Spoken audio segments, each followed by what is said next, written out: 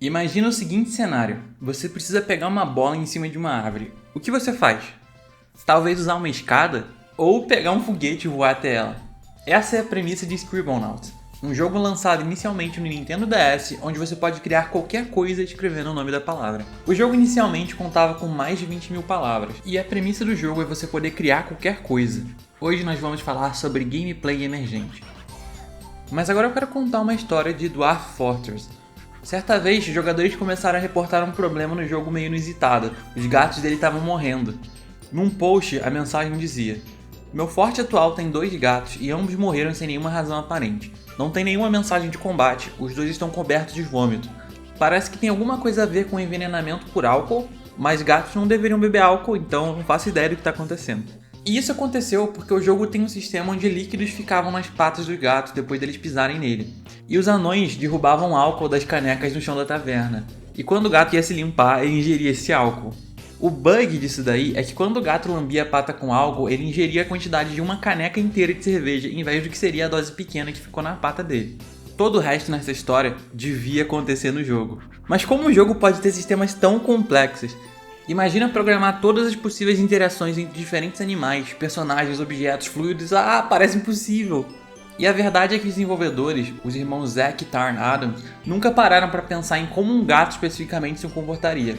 Esse design sistêmico de jogos que gera interações dinâmicas que muitas vezes não foram escritas para acontecer exatamente, mas acontecem devido ao comportamento presente em cada objeto no seu jogo e como o sistema deles interage, é uma das formas de criar um gameplay emergente. E esse gameplay emerge de fato quando histórias e até mecânicas que nunca foram escritas por um designer acontecem. Quando você está jogando Fallout, ouve tiros e encontra um Raider num combate com um caçador, ouve frases de provocação e eventualmente o caçador morre.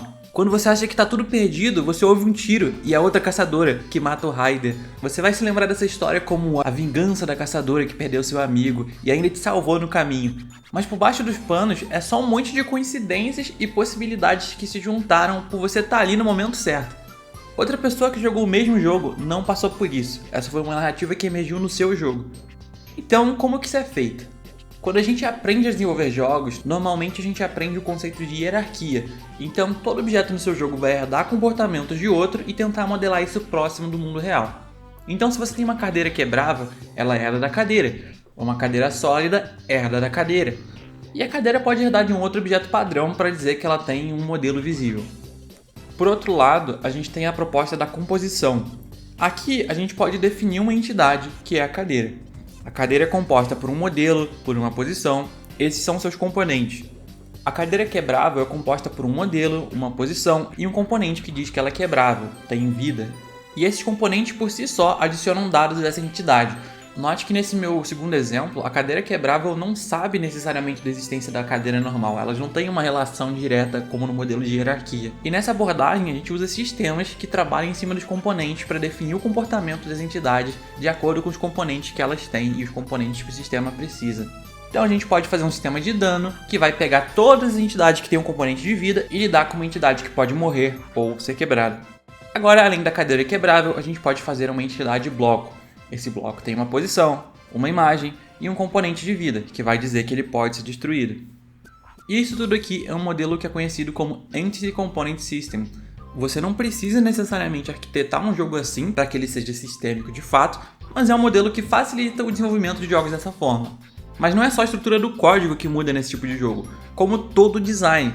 Para garantir que as partes normalmente lineares dentro do jogo continuem sendo interessantes, a gente precisa dar um objetivo claro para o jogador, sem limitar uma forma específica de atingir ele.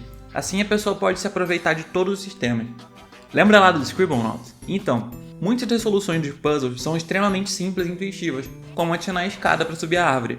Mas o que muda o jogo é a liberdade de fazer coisas extremamente fora da caixa e resolver os quebra-cabeças de uma forma muito mais complexa do ponto de vista do jogo, mais divertida para o jogador, como fazer um buraco negro. Nos novos jogos da série Zelda, o mundo gira em torno dos sistemas. Durante a chuva, escalar montanhas fica difícil porque é escorregadio. Caso tenha uma tempestade, os raios têm mais propensão de cair em seus equipamentos de metal, caso você esteja usando algum. E essas regras são universais, o que significa que se aplicam para você e para o resto do mundo do jogo, o que torna o mundo realmente mais imersivo. Em Rain World, as entidades se percebem entre si, o que faz o jogador em si ser apenas mais um elemento dentro do mundo lá que está vivo. Você não é mais ou menos naquele ambiente, você é parte dele. E se um caçador tiver com fome, você é só mais uma presa. Mas me diz você jogou algum jogo recente que conte com design sistêmico e gameplay emergente? Deixa aí nos comentários. E se você gostou desse vídeo, deixa seu like e se inscreve para mais. Tchau!